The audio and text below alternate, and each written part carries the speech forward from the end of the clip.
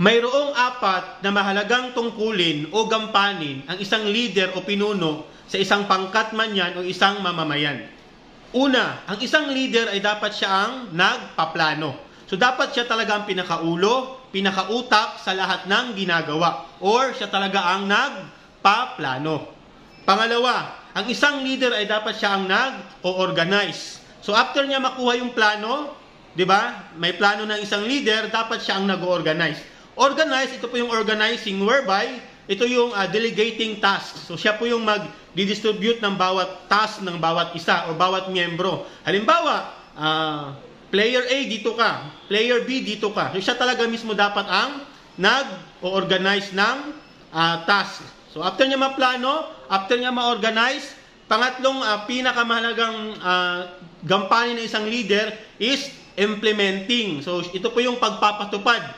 So after niya may plano ng isang leader, after niya mapa-organize, pangatlo is yung implementing. So a leader must ensure na nasusunod yung mga planong pinapagawa, ini-implement yung mga pinapagawa. So yun yung pangatlo. And yung pang-apat is yung controlling. So ang leader is napakahalaga, dapat siya ay nagko-control sa bawat miyembro sa isang pangkat. Kasi once ang leader is nawala ng control, nawala ng power sa isang pangkat o sa isang komunidad, syempre ano pang silbi ng isang leader? So wala na siyang boses, wala na siyang action.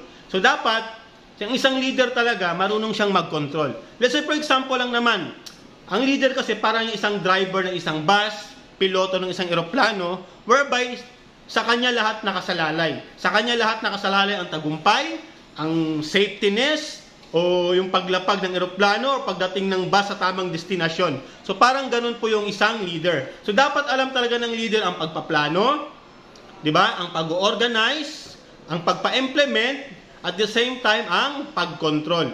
Kasi isa lang dito ang hindi niya kayang gampanan, isa lang dito ang mawala sa kanya.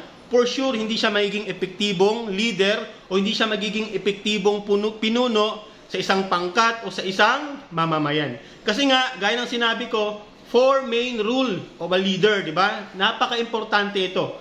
Plano, mag-organize, mag-implement, at the same time, mag-control. Kasi nga, isa lang dito ang mawala, for sure, hindi siya magiging effective na leader. Hindi siya magiging effective na pinuno sa isang pangkat o sa isang mamamayan. Okay, so sana may natutunan mga ka-mindset, no? Actually, tapos na po ito. Na-discuss ko na to dati sa luma kong account, which is yung Marion Choi pa dati, yung na-hack. So, bago kasi yung account natin, binalikan lang natin, no? Parang ni-review lang natin, okay? Ulitin ko, 4 main rule of a leader: planning, organizing, implementing, and then control. So, dapat, kung leader ka, alam mo dapat yung apat na yan, okay? So, sana may natutunan mga ka-mindset. Laging isipin at laging tandaan, mindset is power. Have a good day!